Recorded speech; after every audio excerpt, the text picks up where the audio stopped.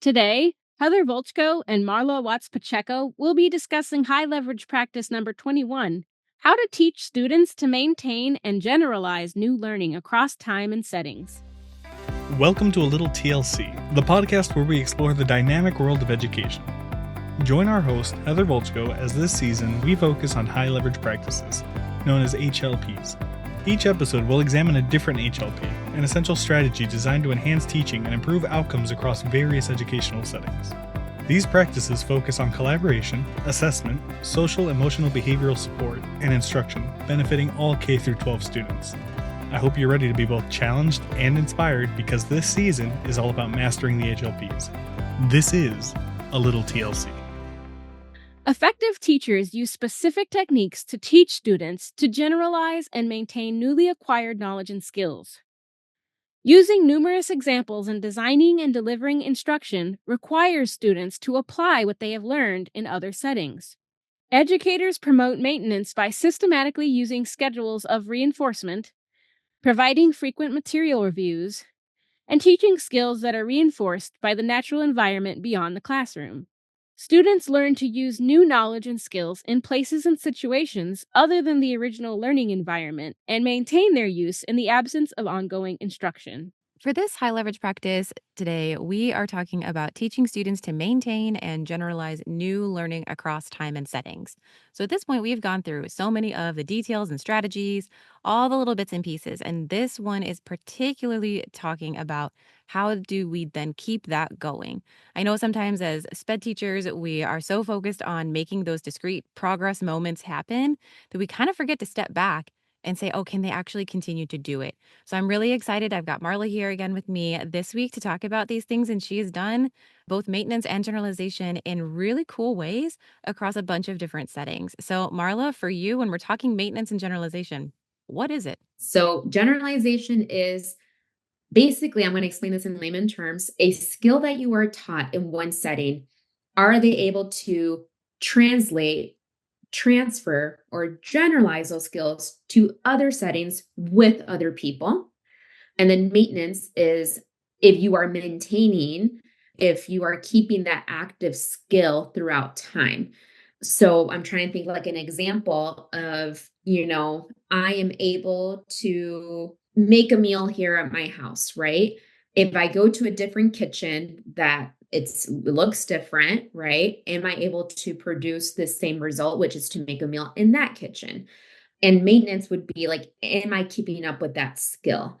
Another one would be if you are learning you're potty trained, right? You're learning how to potty train, right? And you've had success in the toilet of your home. And then now are you generalizing that same skill to other toilets? So maybe at school or in the community, at a store, at grandma's house. So again, just kind of giving examples of what that means, but basically, are they transferring those skills somewhere else with other people? And are they maintaining that skill over time? Very cool. Does that make sense? Yeah, no, those are great definitions. And so, like, clean and direct, the BCBA side of you coming out hard. I was trying to think, and I'm sure there's better examples out there, but that was like the quickest thing I could come up with. No, you're good. But I mean, yeah, it's something that, that we practice on a day-to-day when working with our clients. Yeah. So what makes it generalization as opposed to, just going and practicing skills in other places? What makes it actually a generalized skill? What makes it a generalized skill is that they're able to apply it in various settings, not just in the classroom, not just in the home. They're able to apply their skills with different folks that are present with different things, right? So like in behavior analysis, we are strong believers that environment influences behavior, right? And so when we teach a skill, we want to make sure that despite how different that environment may be or what variables and things that it may bring, it's going to produce the same result that you were teaching that student or that client.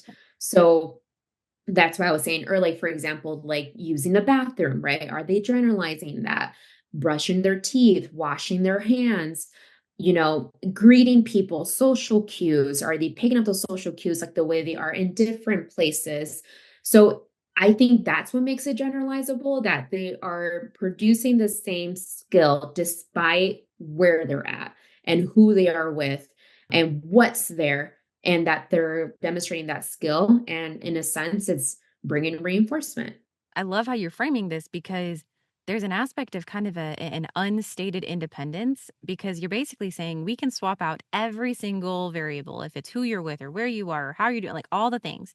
And the skill itself is still going to show up. Sure, maybe look, slightly different ways or not as fluent or whatever, but the skill itself is showing up. And that's kind of an unstated aspect of independence. I mean, in education and in the classroom, I always looked at it, if you can do it with me in my room, how can I get you to do it in someone else's room, like in their classes? So if I can sit here and I can do math with you, cool. Now let's go to your math teacher and let's get you to do it in their room with those students in that environment, right? How can I transfer what you're doing here into where you actually need to be doing those things, right? And I'm not talking about, all the other high leverage practices that are, explicit teaching and breaking skills down and all that stuff. I'm saying that you've got the skill.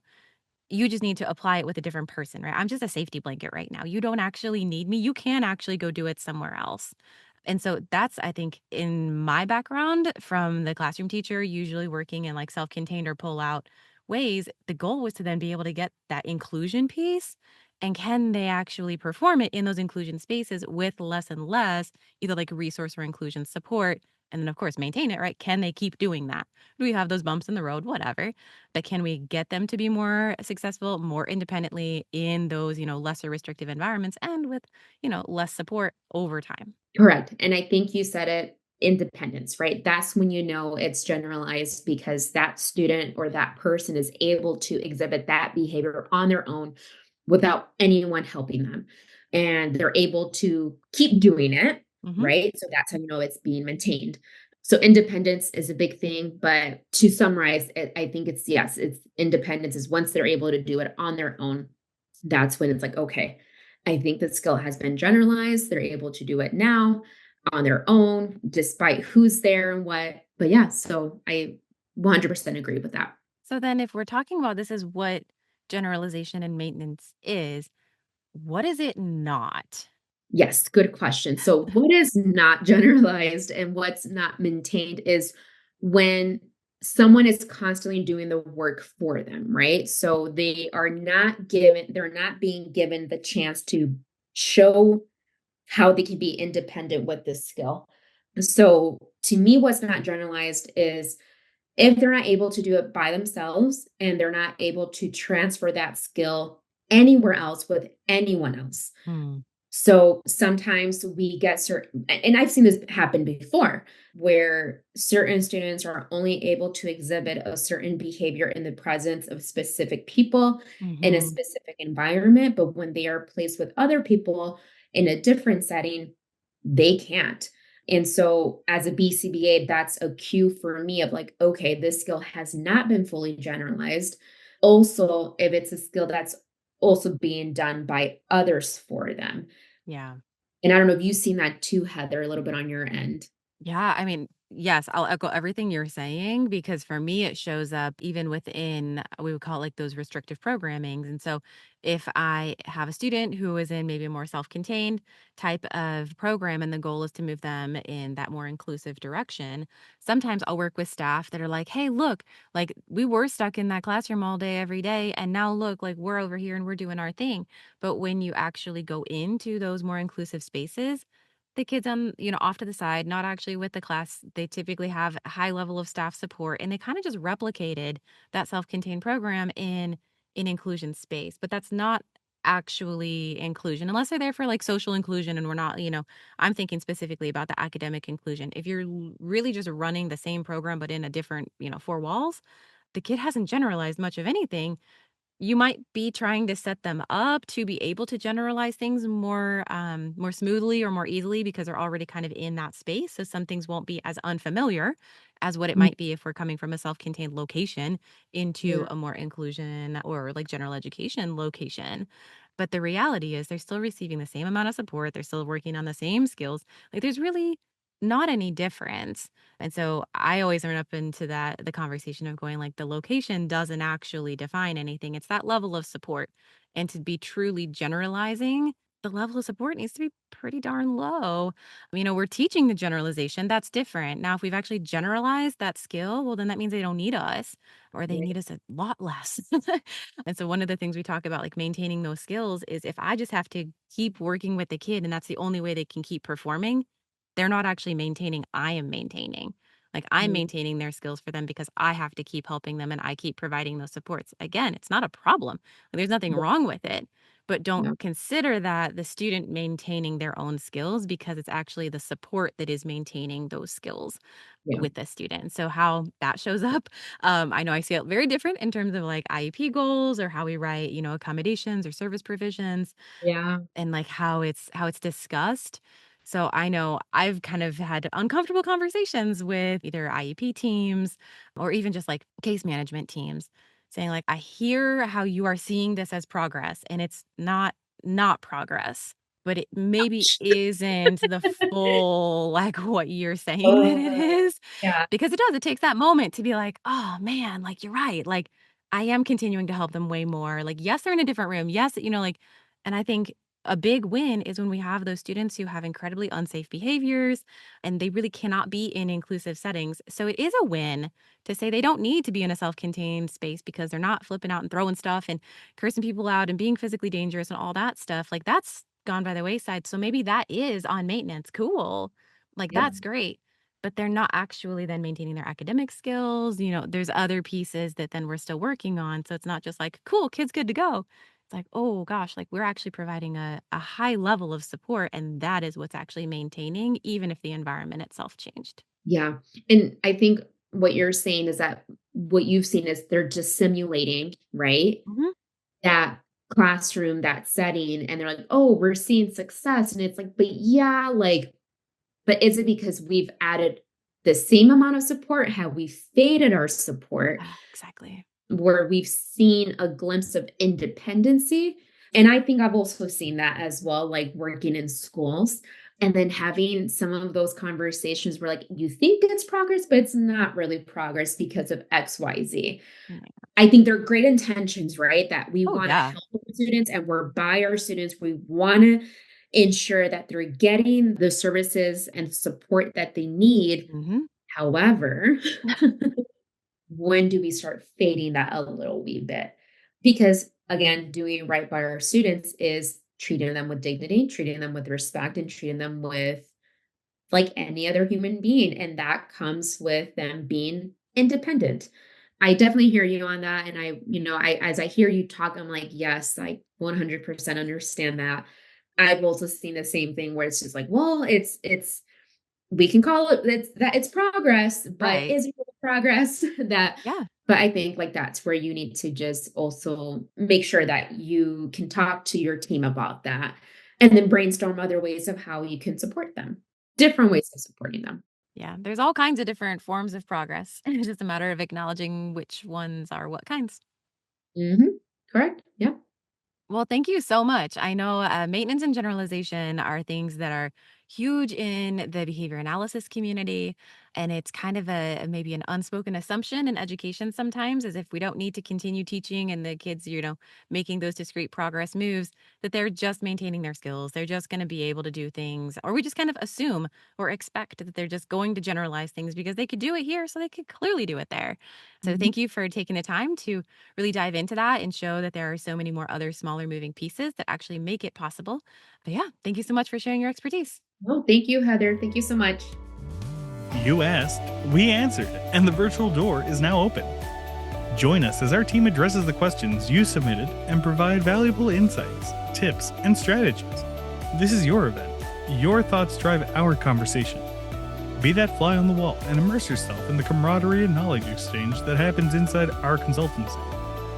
We want to invite you to head over to thresholdlearning.org, your one-stop destination for all things TLC. Here you'll find this episode's show notes and blog pairing, our entire catalog of ACE-accredited self-paced courses, an ever-expanding bookshelf of resources, and anything else we've talked about. Trust us, there's a ton of benefits waiting for you to explore. Just head over to thresholdlearning.org and prepare for a candid behind-the-scenes experience as we invite you to eavesdrop on this month's dynamic conversation. See you there! Are you a university looking to enhance your behavior analysis program for your students working in school context?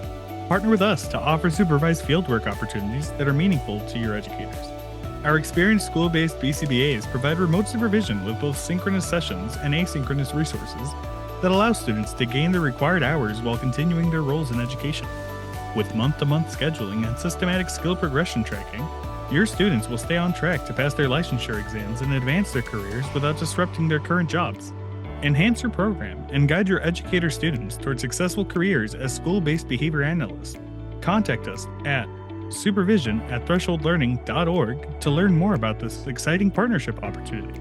Supervision with TLC. Generalization and maintenance of newly acquired skills are ongoing challenges for students with disabilities, particularly those with autism spectrum disorder. Generalization refers to the ability to perform a learned behavior in different environments from where it was initially taught.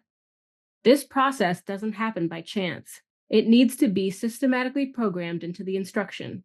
Research has shown that skill development follows a clear sequence. Students first acquire accuracy, then move toward fluency, maintenance, and finally, generalization. For generalization to take place, students must practice skills across various settings and with different instructors. It's crucial to vary the instructions and reinforcers and create commonalities between the teaching environment and real world settings to help students use these skills beyond the classroom. On the other hand, maintenance happens when a student continues using a learned skill without the need for further instruction. Teachers play a significant role here, using reinforcement schedules, regular reviews of material, and other methods to ensure that learned behaviors are retained in new environments. This reduces the student's dependency on the teacher and makes their skills more functional in everyday life. Effective educators understand that both generalization and maintenance need to be planned for from the start, ensuring these strategies are embedded into the teaching of new academic or social skills. A defining challenge for students with disabilities is their difficulty in transferring newly learned content and skills to settings beyond where they were initially taught. This makes it essential for educators to explicitly teach how to apply that knowledge in different environments. While explicit instruction and providing feedback are crucial to this process, collaboration among teachers is equally important to ensure students can generalize and maintain these skills. By working together, educators can create a strategic plan to help students apply key knowledge across various settings. Additionally, promoting maintenance of these skills involves the use of structured reinforcement schedules, frequent reviews of the material, and focusing on skills that naturally carry over into the student's daily life outside the classroom. Effective teaching doesn't just stop at content delivery, it ensures students can use what they've learned in the real world. Teachers who excel at promoting active student engagement play a pivotal role in helping students generalize skills and behaviors across different settings. The techniques that work in one environment should be applied consistently wherever the desired behavior is expected. This involves helping students recognize natural reinforcements, whether it's social cues or environmental rewards.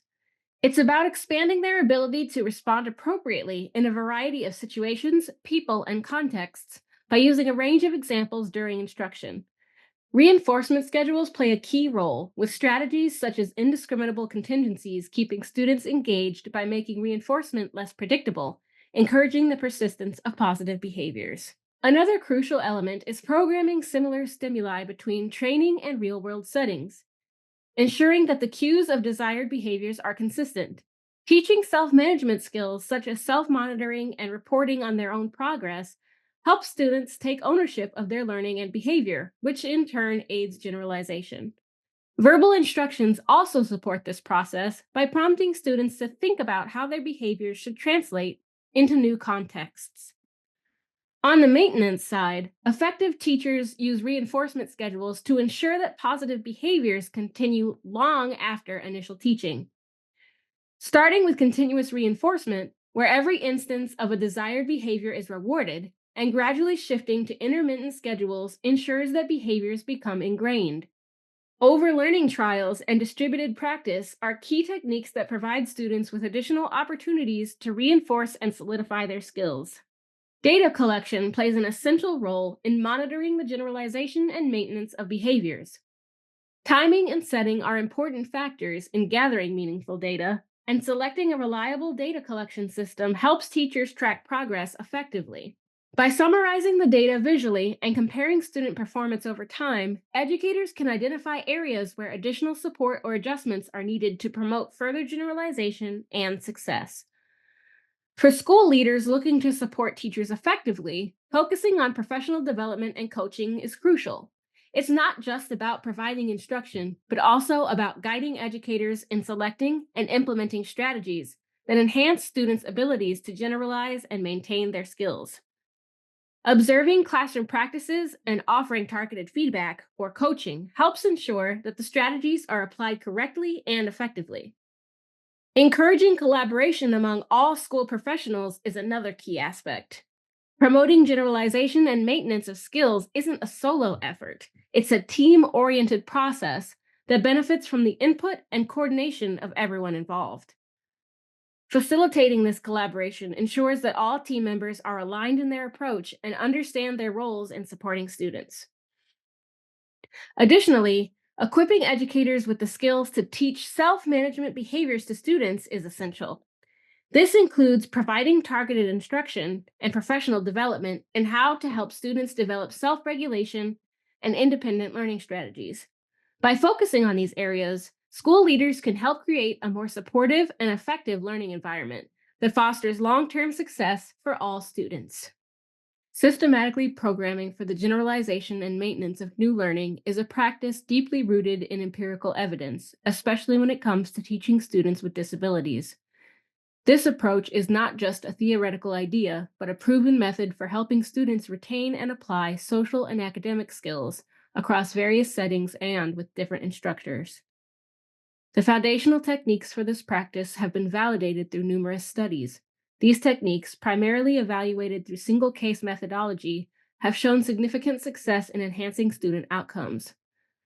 Single case designs are particularly effective for intervention research aimed at improving the educational experiences of students with disabilities. According to established guidelines for evidence based practices, the studies supporting these techniques meet the rigorous criteria for evidence based practice. This means that the methods used are not only well researched, but also validated through practical application, ensuring they are effective in real world educational settings. We hope you enjoyed today's discussion.